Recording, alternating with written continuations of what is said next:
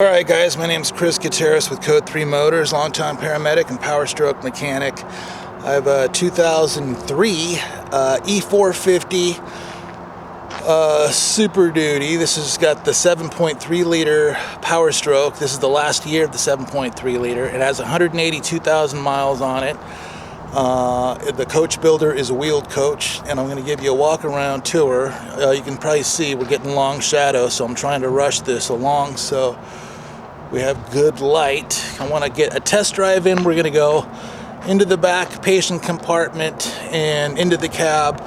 We're going to go over every switch and dial. We're going to go underneath and look at the undercarriage and over every inch of this thing. One of the big pluses with this thing is we just had the transmission rebuilt. So that just happened last week. So it has a 12,000 mile 1-year warranty on the transmission.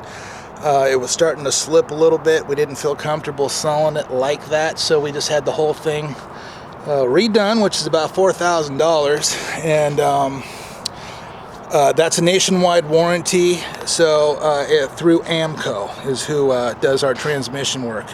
It also has 6 brand new Goodyear Wrangler HT tires. It's commercial 10-ply tire. So new tires, new transmission, the 7.3 liter motor. It's got a really big box. It's very tall. It's just as tall as some of the fire engines that we have. They're equal height, so there's lots of headroom in there. I'm 6'1", and my head doesn't touch the ceiling when I'm standing up back there. So let's go ahead, fire this thing up, and we'll go over every switch in the back and get into that. You'll also notice the paint is in a really great shape. It really shines. It's set up for a striker gurney, so if you use a striker, this will accommodate a Power Pro, an MX Pro, an Easy Pro, and most of the Furno gurneys. All the Pro Flex series will fit in here, a Model 35. The only gurneys that won't work with this system is the Furno Model 28, the 2033. Any variant of the Model 28 will not work in here. So there's that. Let's climb inside and start going over everything. You'll notice that we've got cabinets over on this side. There's an adjustable shelf for both of these and that.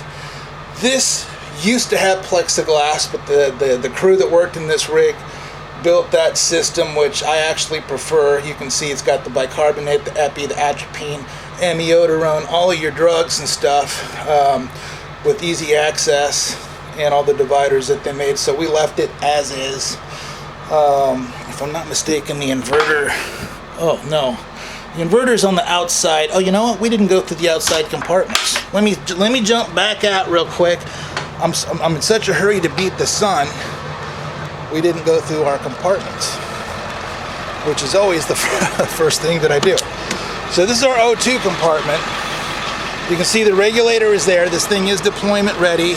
There's a Sager splint, traction splint, as well as a KED, and we're gonna leave that in there. So it's kind of cool because you got equipment and there's a divider there, and then you got your tank. So there's that. And here, and you'll notice that there are SCBA tanks. There's even a urinal.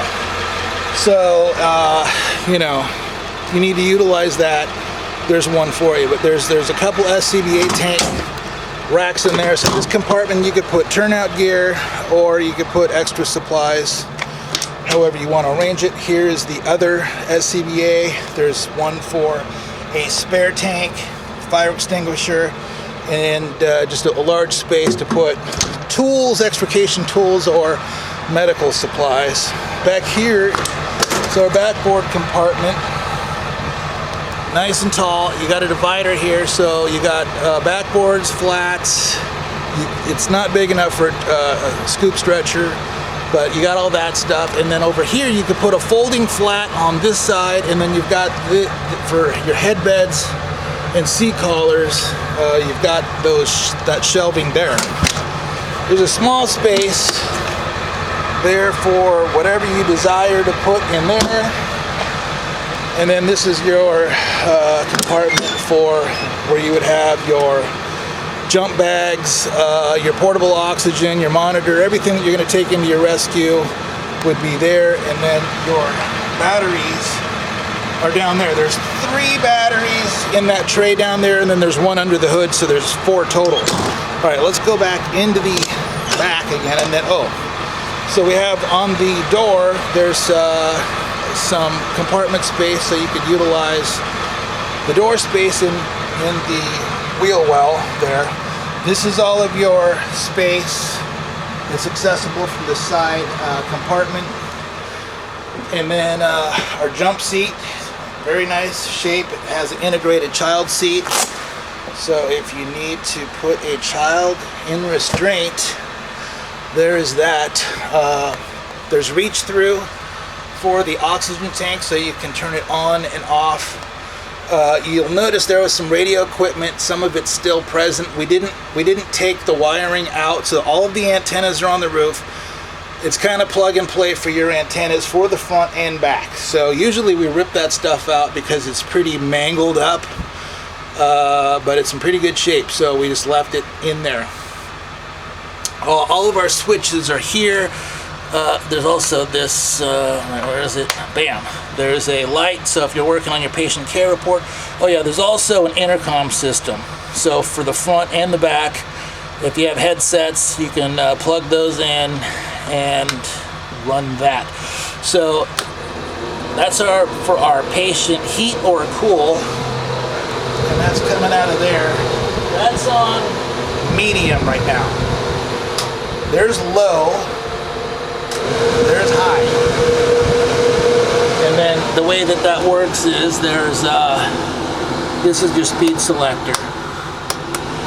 Alright, so there's that. Then we have over here, we have our dome lights that are either low, off, or high. So let me show you that. Well, let me sit down here. So if you look at our ceiling lights, there's off, there's low, there's off, there's low. I prefer high. Okay, there's that. Our next switch is our exhaust fan. If there are odors back here that you want to evacuate, this guy here will suck them out and blow them outside. So if somebody just had an accident in their pants, you don't want to ride with that for the rest of the way to the hospital. You can get it out. And then our suction. Here's our suction regulator. We have a canister. We'll put one in there. If I put my finger over that, you can see. And then if you turn the knob, you can get it stronger or not as strong. There's that. Our inverter is right there. So we hit that on. You'll see that come alive. And now all of our plugs are ready to go. And it also will show you how charged your batteries are. You can see they're very charged. They're between 13.5 and 14.0. I guess it's right at 13.5. If you look at that. So all 4 of our batteries are good. And it's also a battery charger. So if you connect to the Shoreline, you can charge the batteries from the station. There's a CPR seat here if you are doing CPR. There's also a shallow space underneath for pillows, blankets, whatnot. Let me back up so you can, I just hit my ankle on the antlers and it hurts. Ooh,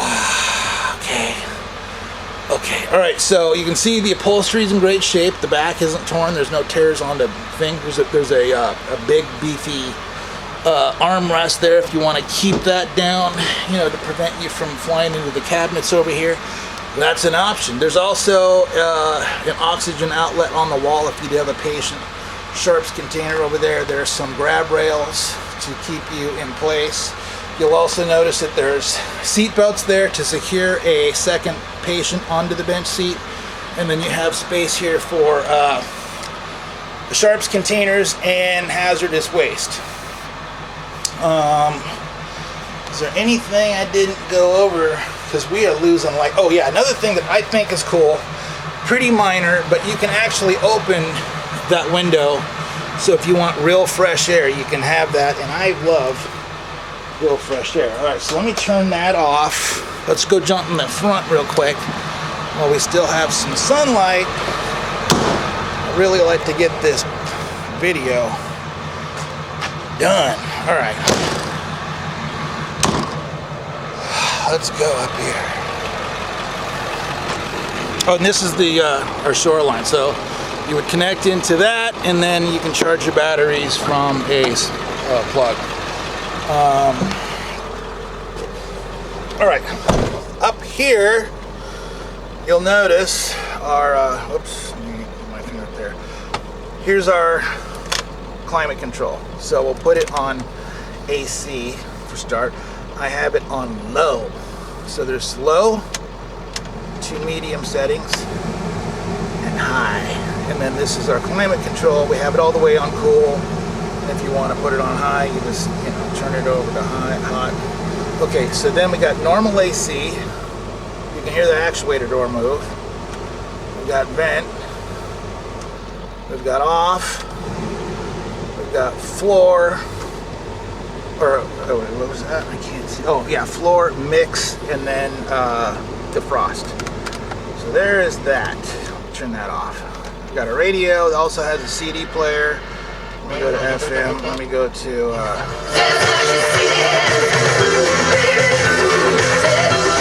your Fleetwood Mac. Or is that, nope, my bad, I'm sorry, that's Stevie Nicks.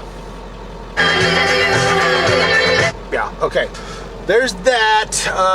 You'll notice our mileage is 182,203.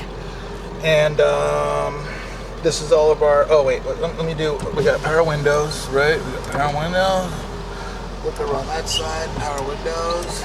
And then if you keep your eyes on the mirror over there, I'll make that mirror move. So it's got power mirrors. So if you look, you can see that going up and down and side to side.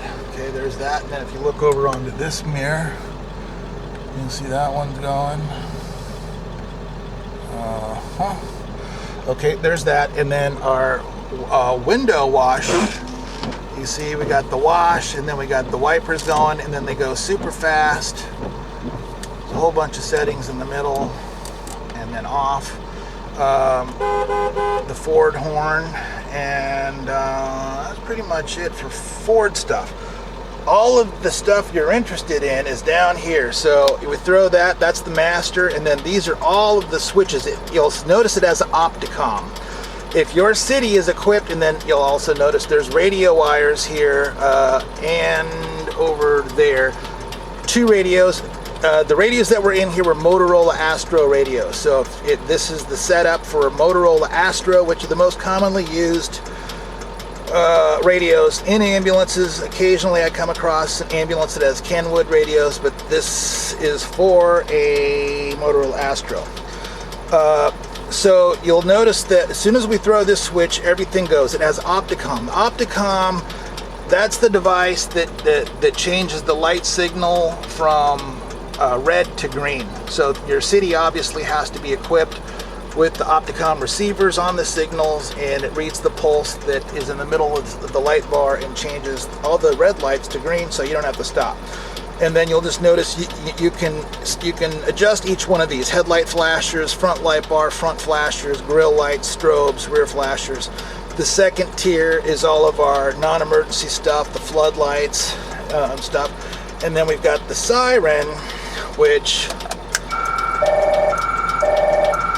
is set to that, but where's like, oh, whale. Okay.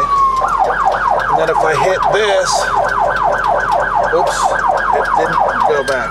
Oh, I see, it's just going through its motions. So that works. I do have a microphone to plug into that. Oh yeah, it's right here. Okay, so the PA mic, if I can get it over, I'm trying to do this with one hand.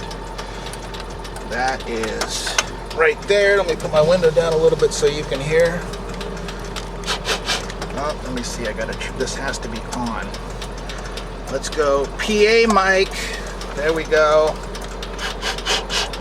Can you hear that? Can you hear that? I can hear it, but it's kind of low, and I'm not sure how to turn. Oh, there, you turn the volume up that way. Let's go. Now you can probably hear that. You can hear better when I blow. You probably can't pick up the voice that I'm using. All right, so there's that. It's typical. This kind of siren is you oftentimes see it in a police car, not so much in an ambulance, because you can also control lights from this. So usually this is the only thing in a police car, and you can do your takedown lights, your right, left, and all that stuff, alley lights. But that's the kind of siren it has. Let's get out and look at our lights. I think we covered everything. There's a center console, places for drinks, and patient care reports. You could mount radios there. That's where the radios were. But let's get out and take a gander at our lights, because it's getting dark. All right, so we've got, and sometimes my camera doesn't pick up the shutter speed of my camera, has a hard time keeping up with the strobes. So if you look, there's a lot of things going on with this thing. It has more lights than I usually see on an ambulance. So there's the top light bar, there's rotors, there's strobes, there's the Opticom in the middle that you'll see. Below that, it has 9x7s, strobes on the outside. There's that LED flasher in the middle. There's a LED 700 series in the grill that are red, and then there's additional 700 series that are white and red that are flashing back and forth.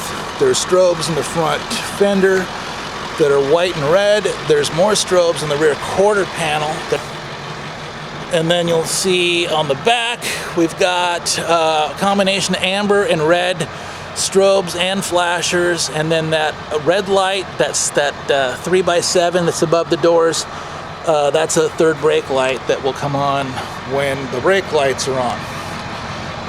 And then over here, same deal. You'll notice that there's 9x7 strobes. There's the rear quarter panel strobe. And then there is that. Oh, did I show you the tire tread? They have brand new tires. I'm not sure if I showed you this. So, brand new tires.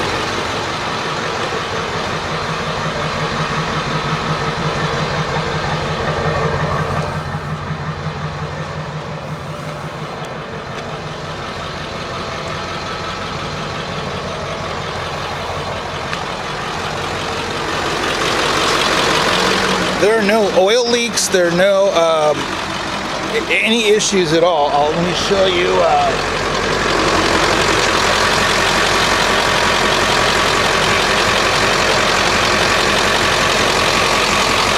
Let's take a look from the side also.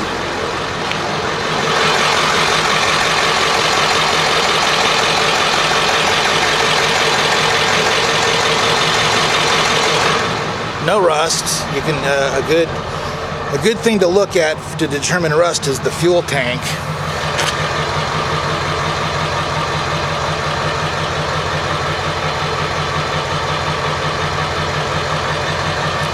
All right, and then oh yeah, let's pop the hood. Let me pop the hood, and I'll show you the motor real quick, and then we're gonna go for a test drive before it gets pitch black, and then. Let me see if I can do this with one hand.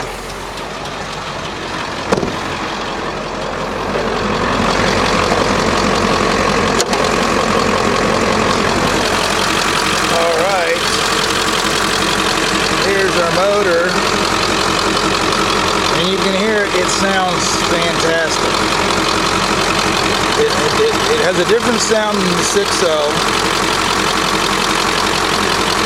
And it's everybody, if you're a diesel motor guy, it's everybody's favorite diesel motor is the 7.3. All right, let me shut this down. Let me grab a couple things, and then we'll go for a test drive.